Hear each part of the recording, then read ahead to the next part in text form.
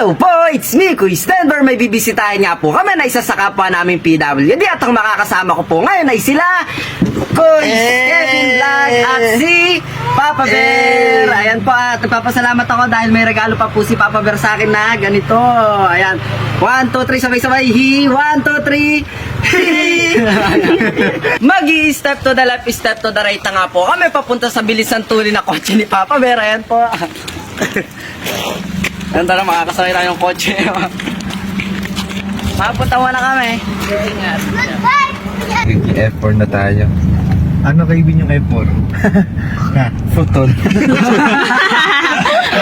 Ang Tagalog pala nun, 4 na putol lang. At eto na nga po, iwanan muna namin yung munti naming tahanan. Papalis na naman po kami. Bye-bye. Brum, babum, boom, babum, boom, brrr. Sabi ko nga po, mas piliin maging masaya. Kaso po, parang may mali na sobrahan na.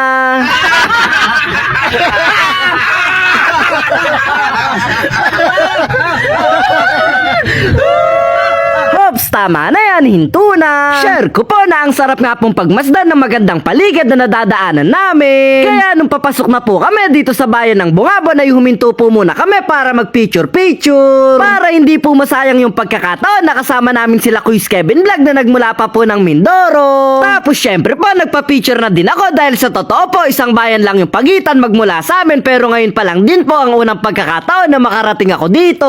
Habang abala naman po kami sa pagpipicture ay sakto naman po na nadaanan kami ng isa sa kapwa po naming vlogger na proud Novoy Seano, ang team laban na. At hindi po nagtagal, umalis na din sila, tapos may mga bikers pa po na nagmula pa sa malayo na nakakilala din sa amin kaya nagpa-picture din. Nakakabilib nga po si Kuy Kevin dahil tignan nyo naman po, kayang-kaya niyang magbike.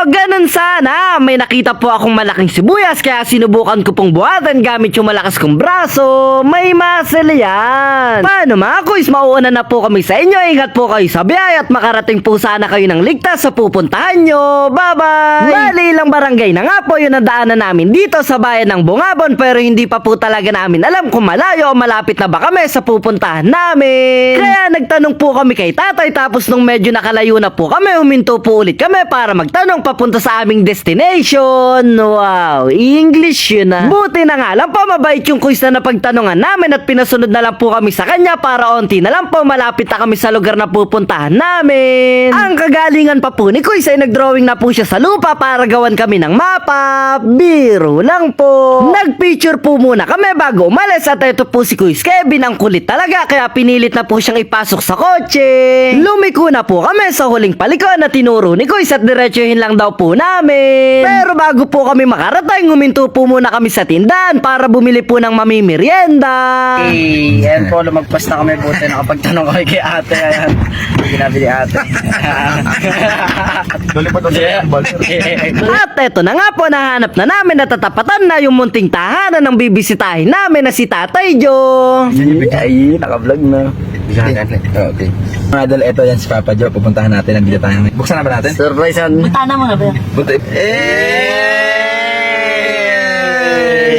Hello po. Pwede siguro yun. Ayan na. Ano pa kami? F4.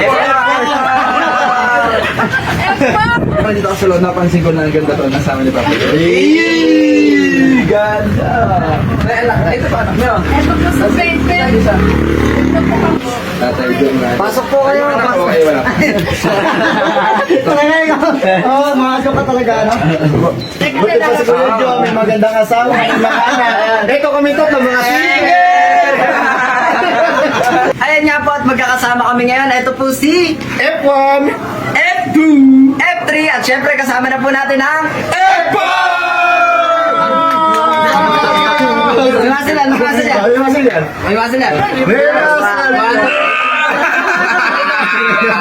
At syempre sa kanila nga pong apat, ako po yung pogi, mas pogi, sobrang pogi, at pinaka-pogi!